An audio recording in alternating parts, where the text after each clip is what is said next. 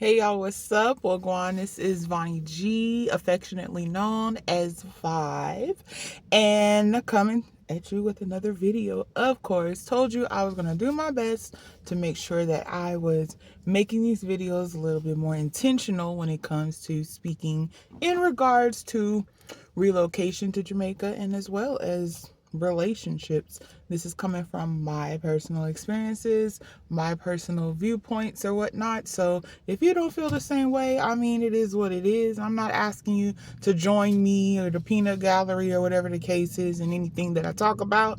However, there's a lot of different ways that people have been passing on these messages, and I don't feel like everybody has been as very fluid and honest, okay? Not saying nobody has, but it is what it is. So this one right here might be an unpopular conversation, but at least it's an honest one. Sorry, I got a lot of stuff going on right now. I'm in the car and yeah, we just making it work. Okay. I've seen people come to Jamaica and absolutely thrive, or go to Jamaica and absolutely thrive. And I've seen people go to Jamaica and they be miserable. The difference usually isn't the country, it's the mindset. All right. So one of the first things that people need to make sure that they're asking themselves is about escaping versus intentionally relocating.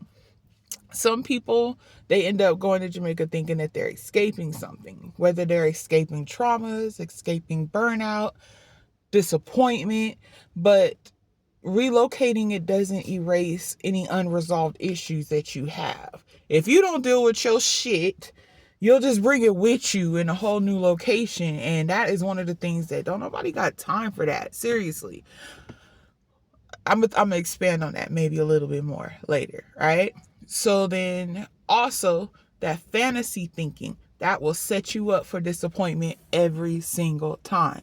A lot of people arrive with this fairy tale version of Jamaica. You keep that fairy tale version inside of your mind, you're going to get upset and let down every minute, okay? What needs to happen is when you go into Jamaica, you get to know her for what she is, what she has to offer, and what she has to offer you as an individual. And then allow yourself to fall in love with the different components of Jamaica that way.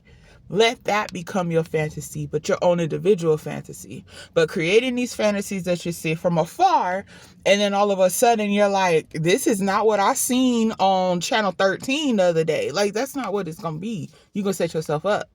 Because everybody's experiences are going to be different. Everybody has a different lens that they are seeing Jamaica for. So go and experience it for yourself. They fall in love with the aesthetics of it, okay? The vacation energy, and like I said, what other people say. Whether it's on TV or what they say online, they never took the time to understand the culture, the systems, or the daily realities for themselves. Vacation does not equate to familiarity, especially when it comes to relocating in another country. And fantasy does not equal being prepared. Please, by all means. You cannot thrive where you refuse to adapt. Please hear me out on this one. Here's what I don't understand. How the hell you move somewhere and then complain nonstop about the people? How do you say you love a country, but you can't stand the culture? You can't stand the way they do this. You can't stand the way they do that. Oh, the music is so loud at night. Oh, nothing's on time. Oh, bitch, like, if you didn't understand that those are things that were in place and the way that they were before your arrival, you're going to always be complaining about it. Like, you're never going to be happy. That's not adjustment. That's called resistance. You're always going to experience positives and negatives anywhere that you go. But when your attitude is consistently negative, that's not the country, baby. That's you. Then you have to deal with this.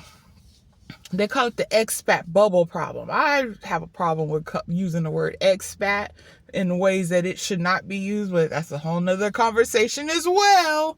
We're going to have to start pulling out dictionaries and learning what these terms mean.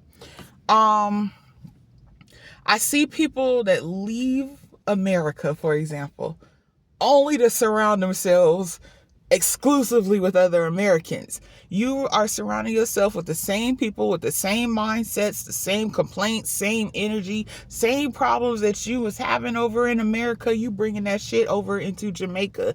Why? The same mindset. Like, please let that shit go. If you only recreate the environment that you ran from, then what exactly did you change?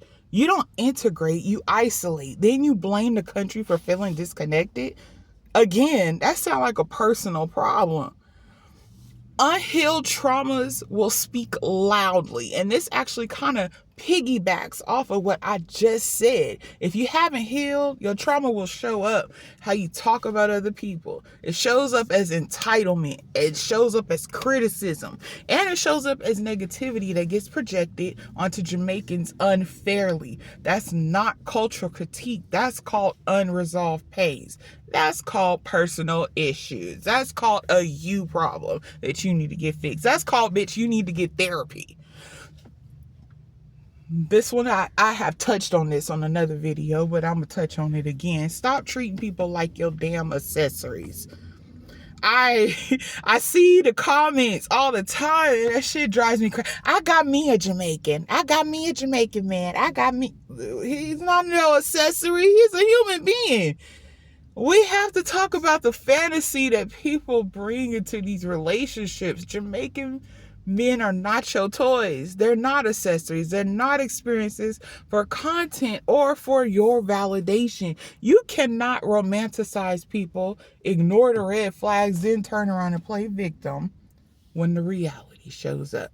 I'm not saying that everybody is here to use you, abuse you, or anything like that. There are some genuine and real men out there, especially Jamaican men. But girl, we just gonna leave that alone right there. At some point, accountability has to enter the chat. Okay. Reasons why some people actually thrive. The people who thrive, they come with humility. They listen more than they talk. They adapt instead of resisting. They respect the culture without trying to change it.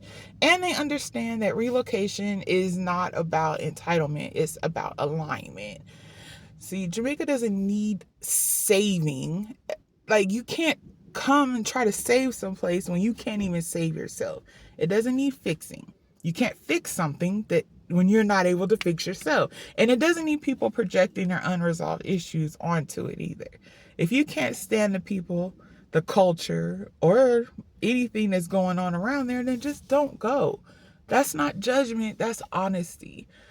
This conversation isn't for everyone, but it is for people who actually want to thrive and not just escape. Take what applies, leave what doesn't. Allow yourself to go with an open mind. And as I mentioned in a previous video, allow yourself to do some extended time there so that you can get a good feel to see if everything is for you. The last thing you want to do is pick up your things, relocate to a whole nother place, and realize that you weren't for each other, meaning you and the place that you ran to. You also don't want to pick up and go to a place and realize you got a whole lot of internal work to do.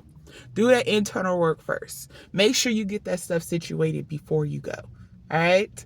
So take care of yourself, take care of each other, and best of luck in everything that you do. Bye-bye.